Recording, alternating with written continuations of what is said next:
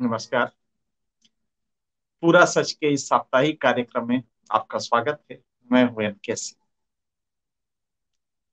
मोदी जी ने अपने 90वें मन की बात में कल कुछ बात कही है, और वो ऐसी है। चूंकि 26 जून था तो इमरजेंसी आनी ही थी। वैसे भी आती रहती है मोदी जी की बातचीत में। तो उन्होंने इमरजेंसी पर काफी कुछ कहा और बताया कितना खतरनाक था।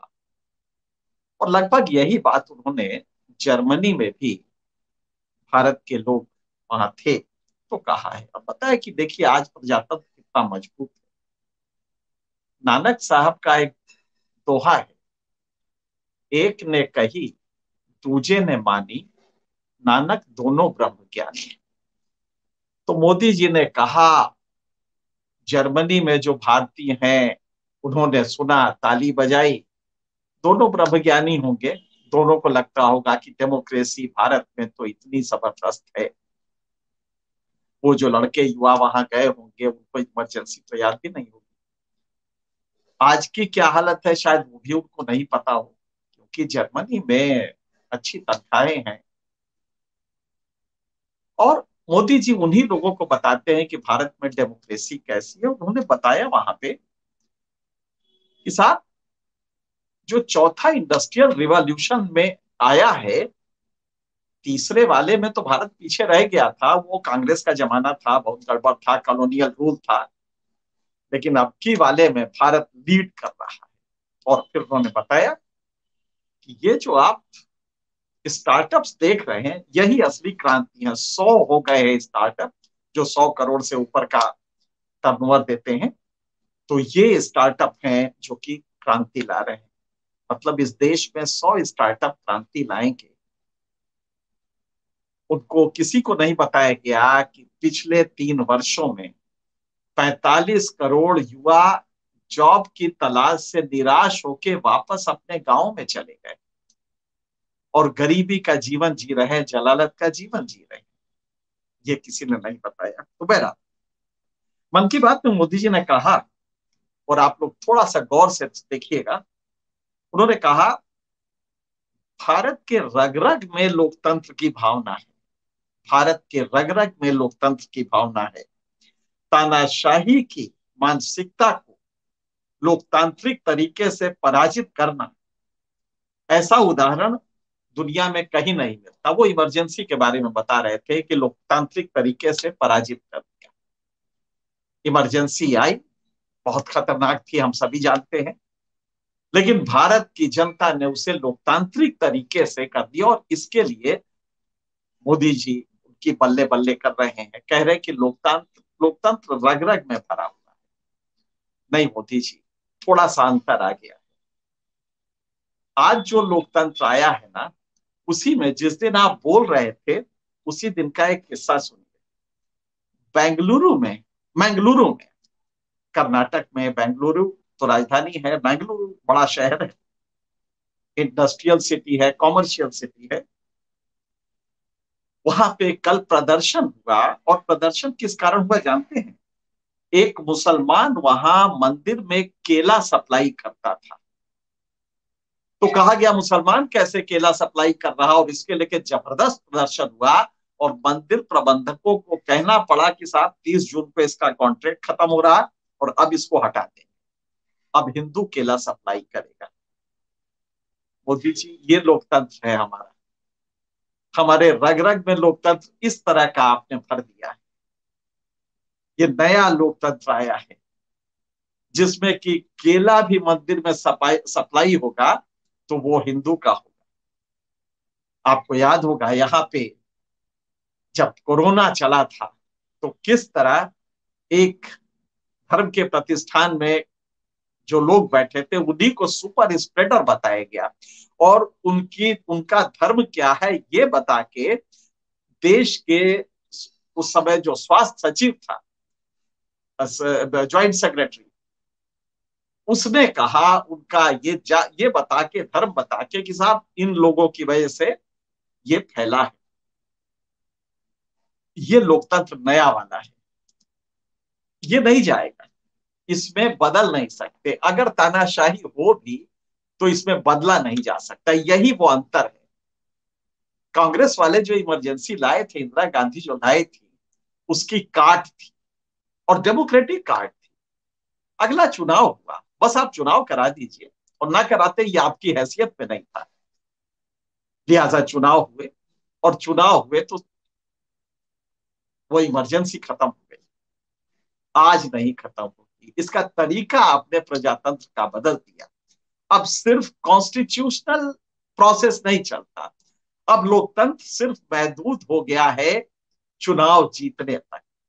और आप जानते हैं कि जब केला मुसलमान नहीं सप्लाई करेगा तो हिंदू करेगा। लिहाजा वोट आपको 80% में 36% में मिलेंगे तो आप तो जीत ही जाएंगे। और कितना खूबसूरत लोकतंत्र होगा। कितनी बढ़िया परिभाषा आपने दी कि साहब लोकतंत्र रग रग में भरा है। और इमरजेंसी में देखिए, ये भारत की जनता थी जो कि इतने बड़े तानाशाही व्यवस्था को जो इंदिरा गांधी ने शुरू किया था, उसको उन्होंने लोकतांत्रिक तरीके से हटा दिया। अब नहीं हटेगा, क्योंकि अब आपने लोकतंत्र की परिभाषा बदल दी। लोकतंत्र को सिर्फ चुनाव जीतने तक, और चुनाव जीतने के लिए हिंदू मुसलमान तक लाके इसको रख दिया है। लिहाजा जिस दिन आप ये कह रहे थे, और आपको यह बखूबी मालूम है, तो जिस दिन आप कह रहे थे उस दिन मुसलमान केला जो होलसेलर है मुसलमान, उसका कॉन्ट्रैक्ट अब नहीं चले, क्योंकि केले में भी हिंदू मुसलमान होगा। अब केला वो मुसलमान नहीं बेंगलुरु में सप्लाई करेगा मंदिरों में। और ये मैसेज जब जाएगा तो पूरे भारत में, आप जानते हैं कि फल वाले ज्यादातर इस कम्युनिटी से आते हैं, अब उनका केला वहां नहीं बिकेगा। कोई ताजुब नहीं कि आप उसी प्रजातंत्र के प्रोसेस से ये एक ऐलान हो जाए कि साहब केला ऐसी चीज है जो कि, या फल ऐसी चीज है जिसको किस हर से नहीं लिया जा सकता। आपको याद होगा, अचानक खबरें उड़ने लगी कि साहब फलाने होटल में जो आदमी है वो थूक के रोटी बना रहा है। इसके फोटो भी आने लगे। यहां तक कि सब्जी वाला, हमारे मोहल्ले का सब्जी वाला, उसको हटा दिया गया ये कह के कि साहब ये मुसलमान है, जरूर थूकता होगा। रोजी रोटी से महरूम कर देंगे। और इधर आप बताएंगे स्टार्टअप, देखो कैसा इंडस्ट्रियल रिवॉल्यूशन में भारत लीड कर रहा है। उस समय वो जापान में जो लोग ताली बजा रहे थे भारतीय, उनको ये नहीं मालूम था कि 45 करोड़ लोग रोजगार न पाने की वजह से निराश होकर वापस चले गए। आपके स्टार्टअप में रोजगार नहीं मिल रहे हैं। अंबानी का कोरोना काल में अगर 90 करोड़ हर घंटे बढ़ रहा है उनकी हैसियत, और 80% लोगों की आमदनी घट रही है, तो ये वाला प्रजातंत्र दरअसल यही रग रग में घुस गया है। और वो बोल नहीं पा रहा क्योंकि वो हिंदू है या मुसलमान है। हमने हिंदू मुसलमान में इस डेमोक्रेसी को महदूद कर दिया है। नतीजा क्या होगा? नतीजा हमें एक सब्जबाग दिखाया जाएगा स्टार्टअप का। और ये कभी नहीं बताया जाएगा कि हमारे यहाँ जो एनएफएचएस 5th राउंड आया है उसमें माल न्यूट्रिशन आज भी उसी तरह बरकरार है, बल्कि एक्यूट माल न्यूट्रिशन बढ़ा है जो सोमालिया में हुआ करता था। ये नहीं बताया जाएगा। ये नहीं बताया जाएगा कि हमारे बच्चे ठूंठ पैदा हो रहे हैं। हर तीसरा बच्चा डांटा है कद में, जो जीवन में बहुत कुछ नहीं कर पाएगा। हम ये नहीं बताते। हम ये बताते हैं स्टार्टअप देखो कैसे है, फ्लाईओवर कैसा बना है, इंटरनेशनल स्टैंडर्ड का है कि नहीं। पर जो होरी गोबर और झुर्रियां प्रेमचंद की हैं, वो गरीबी में जी रही, हम वो नहीं बताते हैं। वो एक हमारे मित्र हैं, युवा शायर हैं, उन्होंने, उनका नाम है शिव कुमार बिलग्रामी, उन्होंने अभी कल मुझे एक शेर भेजा। मुझे लगा कि आप लोगों को बता दें। तुम्हारे सब्ज बागों में हमें सूखा नहीं मिलता। हकीकत है, तुम्हारे सब्ज बागों में हमें सूखा नहीं मिलता। मजे की बात है लेकिन कहीं दरिया नहीं दिखता। दरिया दिखेगा कैसे? क्योंकि आपने तो जमीन की पानी से वो अपना सब्ज बाग बनाए हैं, जो स्टार्टअप दिखा रहे हैं, जो फ्लाईओवर दिखा रहे हैं। दरअसल उसके पीछे उसके जो अंडर बेली है, जो कमजोर उसका भाग है, वो बेरोजगार घूम रहा है। लिहाजा बगैर दरिया के जमीन का पानी लेके, ताकि किसान की आमदनी खत्म हो जाए। और आप जानते हैं किसान की आमदनी किस तरह घटी है? आपके सब्ज बाग की वजह से, उसकी हरियाली की वजह से उस सब्ज बाग में पानी पड़ रहा है। फ्लाईओवर में नतीजा क्या हो रहा है? अंबानी की आमदनी बढ़ रही है। अडानी दुनिया में पता नहीं तीसरा नंबर, चौथा नंबर, एशिया में पहला नंबर, पता नहीं क्या होता जा रहा है। लेकिन गोदान की गोबर, झुनिया और होरी, जरा उनकी हालत देख लीजिए। कभी उनके बारे में भी चर्चा करें। असली डेमोक्रेसी होगी जब उनको, उनके चेहरे पे मुस्कुराहट आए।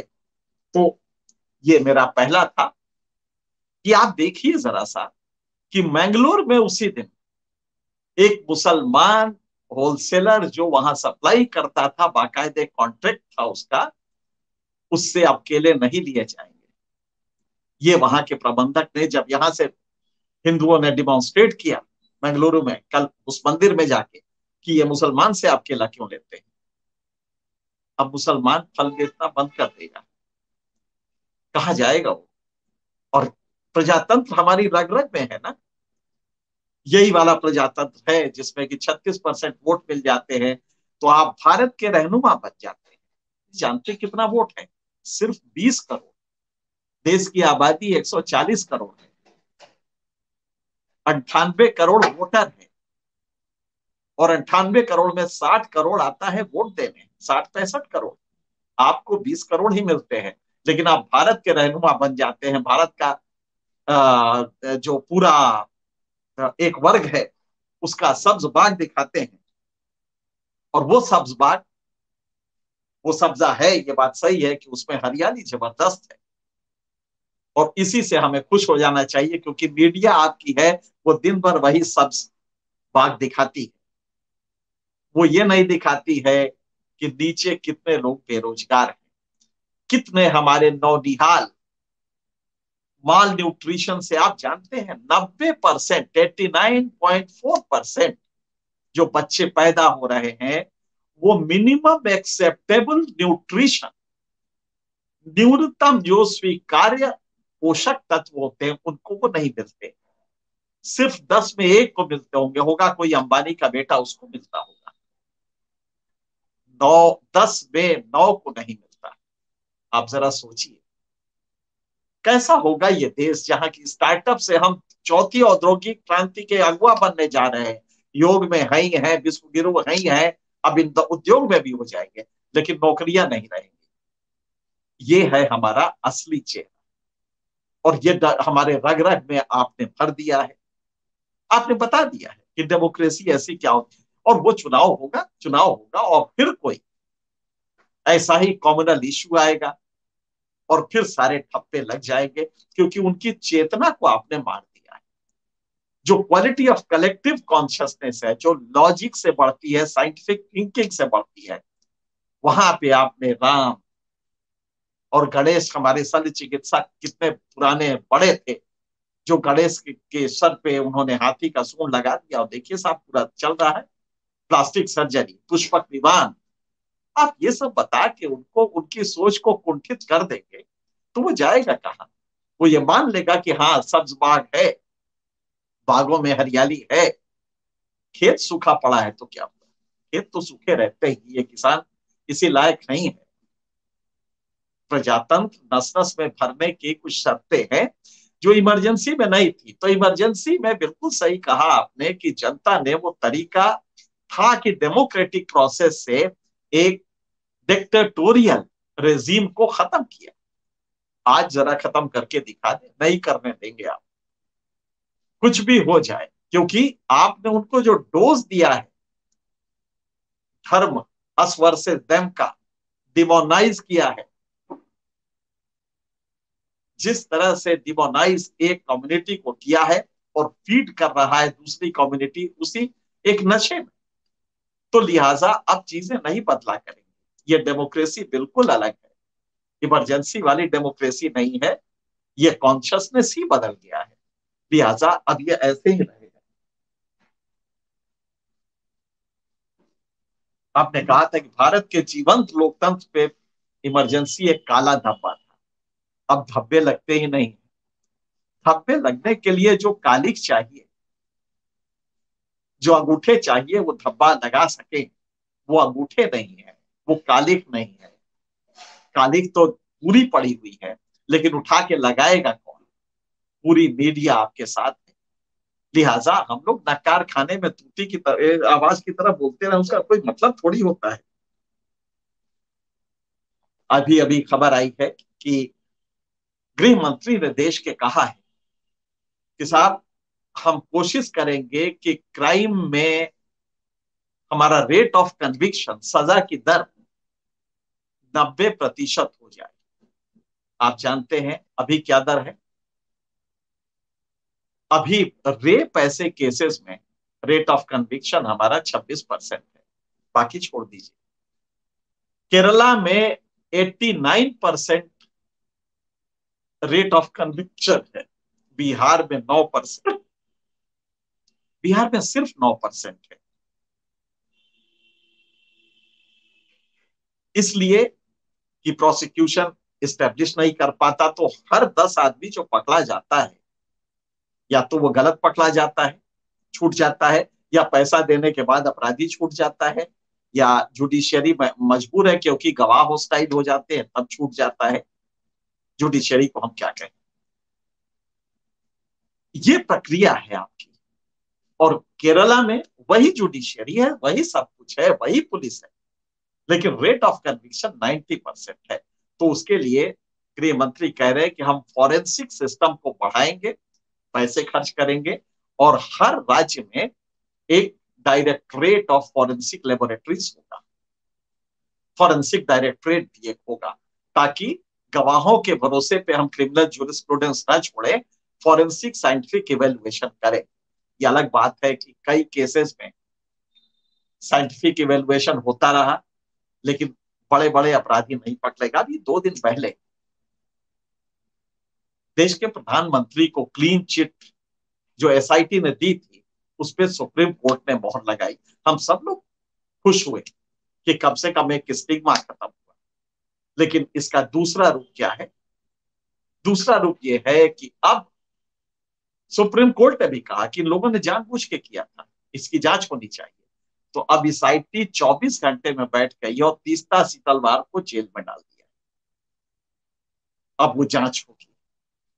जिस देश में रेट ऑफ कन्विक्शन 9% हो, 10% हो, 20% हो, 30% हो, ज्यादा से ज्यादा, उसमें कोई कैसे छूटता है, इसके बारे में बहुत कहने की जरूरत है। आप खुद ही कह रहे हैं कि 90% रेट ऑफ कन्विक्शन हम करेंगे, अभी नहीं है। तो बहुत स्पष्ट बात है कि कौन कैसे छूटता है, ये मालूम है। तो अब इसके लिए एक्यूज्ड को, या जो आदमी कह रहा था कि ये गलत है, उसको आप जेल में डाल देंगे। यही आपकी डेमोक्रेसी है, जिसके आप कसीदे काट रहे हैं और कह रहे हैं कि साहब, इस देश में डेमोक्रेसी नस नस में है। बिल्कुल सही है, यही वाली डेमोक्रेसी है जिसमें आपका लॉ इन्फोर्सिंग एजेंसी सारी की सारी आपकी चेरी बनी हुई है। कहाँ ईडी का छापा पड़े, कहाँ आए इनकम टैक्स रेड कर दे, कहाँ पुलिस किसको गिरफ्तार कर ले, इसकी कोई सीमा नहीं है, क्योंकि डेमोक्रेसी मजबूत हो रही है ना। दरअसल यही डेमोक्रेसी मुझे लगता है कि नए रेजीम में सबसे बलवती हो रही है। एक खबर और भी है, अब हर ब्लॉक में एक स्कूल होगा जो जिसका नाम होगा पीएम श्री स्कूल। आपने बहुत सारे पीएम के नाम पे कम से कम 200 प्रोजेक्ट्स चल रहे हैं। कहने को है कि साहब पीएम कोई मोदी जी के नाम पे थोड़ी, तो पीएम के नाम पे है।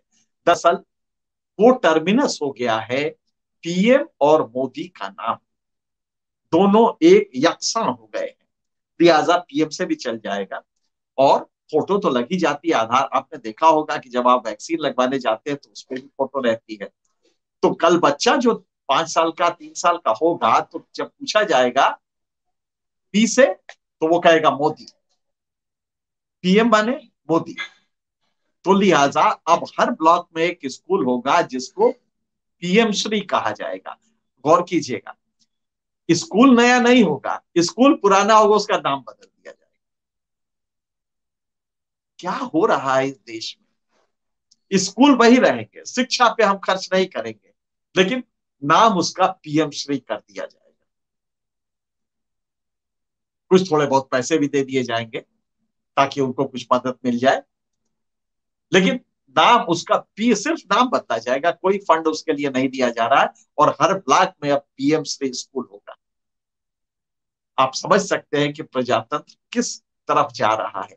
तो इमरजेंसी वाला प्रजातंत्र, इमरजेंसी वाला लोकतंत्र और उसके प्रति आस्था जनता की दूसरी थी। आज आपने जो लोकतंत्र दिया है उसमें अस वर्सेस देम है, वो बनाम हम है, उसमें हिंदू है, मुसलमान है। और जब वोट पड़ते हैं तो किसी मुसलमान का, किसी हिंदू का वोट पड़ता है। और जीत जब जाते हैं तो हम कहते हैं कॉन्स्टिट्यूशन जीत गया, कॉन्स्टिट्यूशन जीत गया। दरअसल कॉन्स्टिट्यूशन तो हार गया और हर चुनाव में हार रहा है, लेकिन हम कहते ये हैं कि कॉन्स्टिट्यूशन जीता है। तब हम ये नहीं कहते कि हिंदू जीता है। और तब तो हमारा नारा होता है सबका साथ सबका विकास। लेकिन वोट से हम जीतते हैं तो वो हिंदू होता है। हमने यही डेमोक्रेसी यहाँ पे महदूद कीजिए कर दी है। हम जनता को ये चीजें इसलिए बताते हैं कि वो समझे, पूरा सच जाने। इस बार इतना ही। अगले हफ्ते फिर किसी और मुद्दे पे मिलेंगे। तब तक के लिए सत्य हिंदी का ऐप डाउनलोड करें गूगल प्ले स्टोर पर।